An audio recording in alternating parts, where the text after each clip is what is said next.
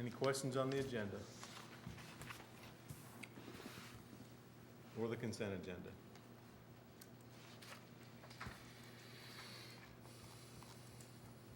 Now, Mr. Odom, we've got, you want to explain what this handout is? I guess that, This is from Jeff. okay. You asked for a report about the supplements, how many had received supplement, what the total amount was. So this is a report from when we started bringing the supplements to the board. Am I right, Jeff? And so that's your report that you asked for us to track. Okay. So what's on the consent agenda is just the latest installment of this for the whole school year. Could we make the print a little smaller so we don't use so much paper? Well, thank you for that. It is helpful to see it all at one time, just to get an idea of what the scope of it is. So this is everything, football coaches, basketball coaches, everybody? Except for the supplements, our DSM-5 based supplements, yes. Translation, The football coach gets a percentage of the bachelor's in 5 degree as his supplement from us. None of those supplements are, These are just the booster supplements. okay, that's what I was, Yeah, or that's what I was asking. Yeah. Okay, There's an index assigned to, Right. to the coaching. okay. any other questions on this handout? I just got reminded of it because we were looking at the consent agenda.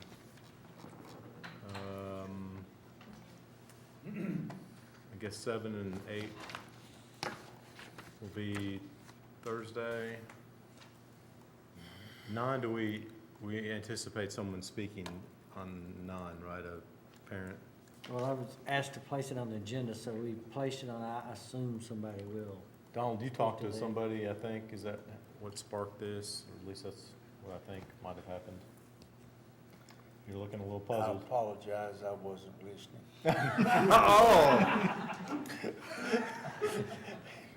I empathize with that. I was reading, On number 9, I think you talked to, I'm just trying to figure out if there'll be somebody here speaking Thursday on number 9, on the central football bus. You talked to somebody? Yes, I think. did. Okay. Yes, I did. Is your understanding they're gonna come? and I suspect it will. So I don't know if you wanna have discussion on the topic tonight or just wait till Thursday. I mean, it's whatever your pleasure is. I mean, I think we know the issue. You say we think we do know the issue? I think we do, but maybe we don't. From the conversations that I've had, I think one of the things that we may anticipate is some type of booster organization, offer of funding or something like that. I think that that's something that we need to be prepared for. As I've considered it, even if someone were to offer us a net zero impact proposal, I don't know if we can move forward because that funding is not something that we can be assured of in the future. Right. And so, it's somewhat cautious that I'm considering the things that I've heard discussed. I think you raise a good point. I'd be worried that they paid for it this year, next year they don't wanna pay for it, and they say, what happened to our bus? I mean, Well, there's not a football booster club at true. Eagleville. I mean, they're one big organization, for all of their programs. So there's not dollars, that a group can vote on to put towards this. Well, I assume it would be the central parents who would, I mean, I don't know, I haven't talked to I wouldn't anybody think there'd be a directly central about it. Booster club either, though. Well, no, it would have to be some, I mean, I assume our position would be, Don, that if they wanna do it, it's okay with us, but it's not an official school. I mean, as long as they're not using our bus or one of the school's buses. I mean, would that be our position? Basically, from your motion, that was in 2010, at that time, we did not offer any transportation. So it would be a change in what your original motion was. But I'm saying if they were to say, we're gonna hire somebody to haul our kids out there, that's not really our deal, right? I mean, I don't know, we have our lawyers here or somebody to speak to that. If they were to say that, I mean, Jeff, They what, can hire someone on their own. right, I mean, it wouldn't be our deal to say yes or no, would it? I mean, Correct. If they want to hire someone to do it for themselves, they can do it. What does the activity bus there at Central Magnet, how many will it carry? well, we have the principal. How What did you many? say, John? So does this motion include the use?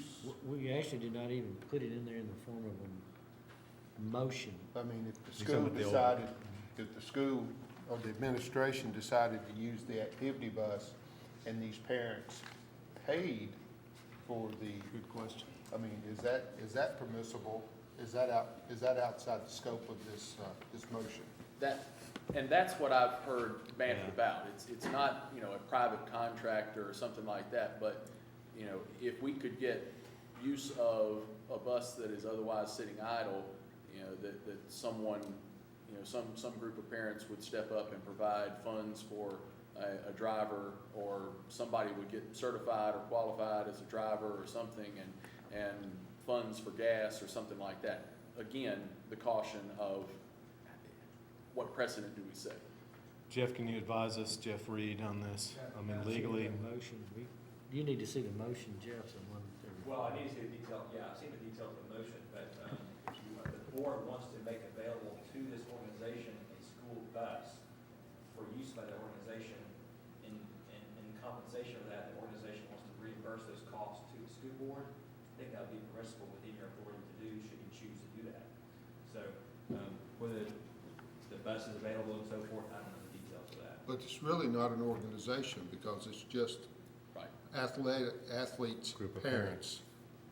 At this point, you know, I don't know if they ever want to organize themselves as some sort of booster club or not, or organization, they have the option of doing that, should they choose to do that, as any other group of parents might do.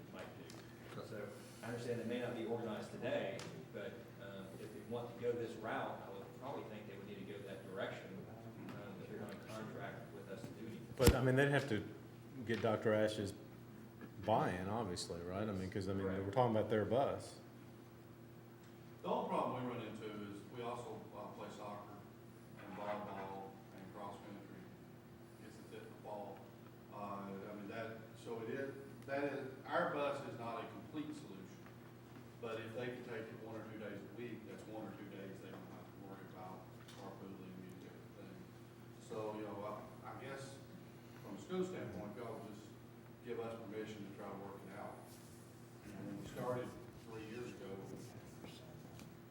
Equal was going to supply bus and things, the board didn't want to do that. So we had permission to just try to come up with a solution. And the problem is, it's not even every day, it's not the same day every week, because we would not send a bus on practice when there's a game. And the game always would take precedence over practice, for any sport. But we would love to have the opportunity to try to work out a solution with the board's blessing. Donald? Well, when we voted this in 2010, we were not exactly sure what type of participation would be. Central Magnet School had just started, and to be realistic, Eagleville had not had a football team for many years either at that time. So this offered, it was an advantage to Eagleville to have additional players if they wanted to participate, and it gave the people at Central Middle School an avenue to play football, whereas, you know, that they might not in any other situation. One of the things that concerns me, we have baseball, soccer, basketball, all of those TSSAA sports at Central Magnet, and they're not in the same position as someone who wants to play football. If you want to play football, you've got to go 23 miles to play. And if I recall correctly, back when Laverne Middle School opened, they had a practice field problem. And we purchased them a bus to go to practice. I believe I'm correct in that, Jeff? I don't recall purchasing. I do, but go ahead. We provided them a bus. Provided some mechanism, yes. Right. So, you know, and that was, and what we provided for them, we never did unprovide, if I remember correctly. So we've got that to think about. But the most important thing that I can think of is now these middle school kids and freshmen and sophomores at Central Magnet School, they have progressed now to be juniors and seniors, and we already know that they're driving because we've heard about the parking lot. I laughed and said that, you know, we could let them park on the practice football field out there since we don't use it. But the thing about it is, now these students are gonna be driving to practice. Parents are not gonna be taking them. And to me, that is a situation that I don't feel comfortable with. Is students driving 23 miles to practice football after school with a time limit out there. You know, we made the decision to send them to Eagleville, and that has grown to what, 20, 25 students participating.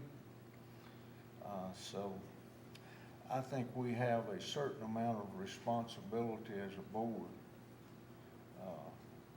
to provide or do something to help them. I would have an answer, but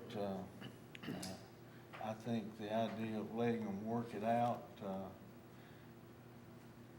with some guidelines and with some commitment would be appropriate. What is the nature of the TSSAA ruling that allows Central Magnet students to participate in football at Eagleville? And where I'm heading with that is another aspect of the concern that I have heard is we're not sending them in the direction of home. We're sending them in the direction of Eagleville and then back to Central Magnet, and then they get to go home. And that burden of transportation, if they were moving in the direction of home, that is back to their zoned school for whatever after-school extracurricular activity, is there reason or cause for us to take this issue and go back to TSSAA and request a different rule? If you're moving in the direction of home, then maybe this is not such a bad thing. But we already have, and they turned us down. Didn't we make that application twice? Yeah. Okay. That application being that they could play for their Play at their zone zone school. school. That's what we all wanted to do, was say, let them play at their zone school, and TSSAA said no. I guess that was before, it was more than 2 years ago. yeah. It was. And so we had to designate one school. And frankly, I think Eagleville was an inspired choice myself, and it wasn't my Absolutely, idea. absolutely. It might have been Terry's idea, I don't remember, but,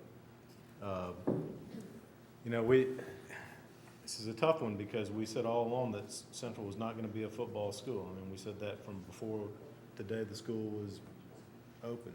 So it's not a perfect solution that we have now, but it's an opportunity for those kids to play football, and I'm all for that. But now we got an additional question.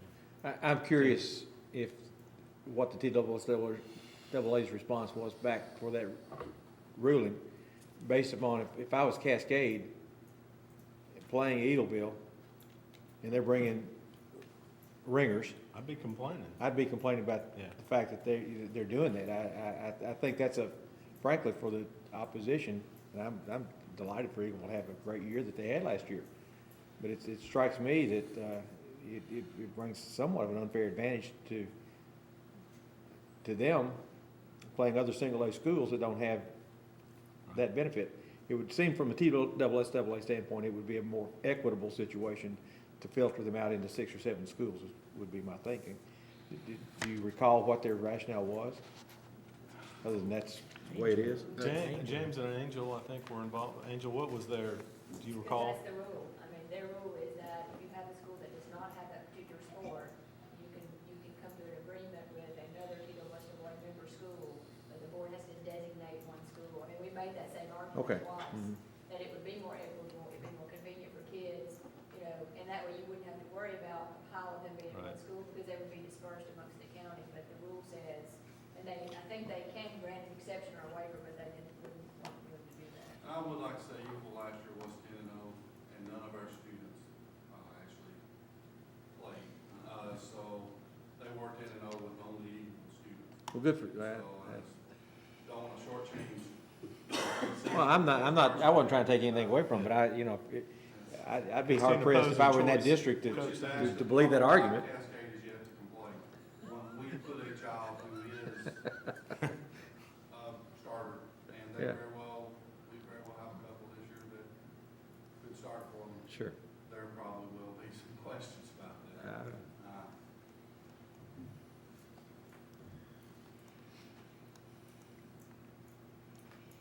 Other discussion, we heard from a couple parents the other night, and we'll probably hear from a couple more, Thursday night. So there's 25, is that more or less? Just at the high school or No, Middleland High? middle school students. Okay.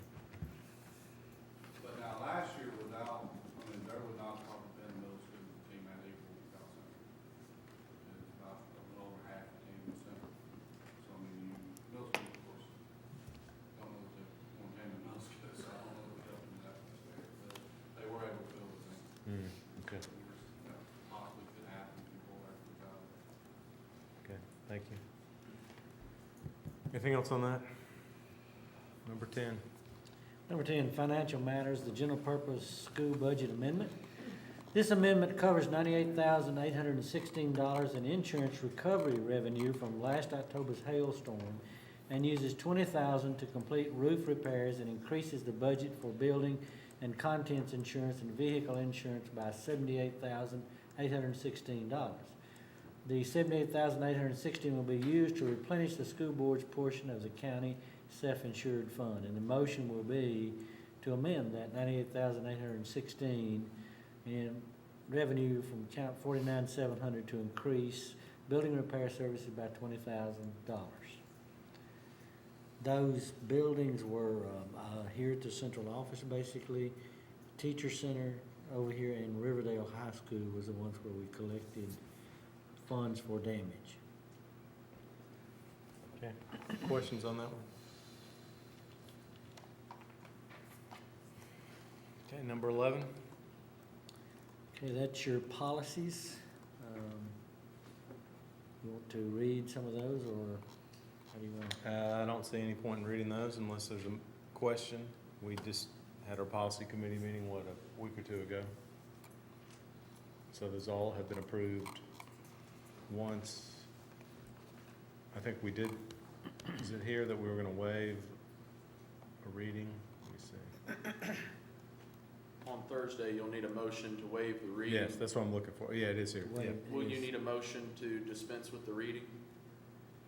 Or can you do that from the chair? No, we'll just do that. Okay.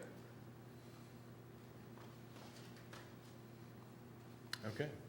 General discussion.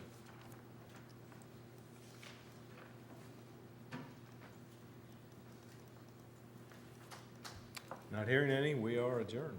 Oh, wait, oops. Yeah, one announcement. So this is an extra added attraction.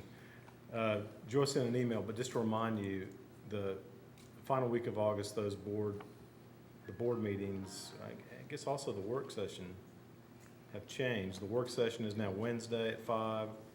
It's August 29th, and then the board meeting is Thursday, August 30th at 5. So put that on your calendar. It's right there in front of the MTSU football game. That's right. It's our Thursday night game. It is. We'll be incredibly Brief. efficient that evening, We'll I'm be very sure. brief that night. All right, thank you.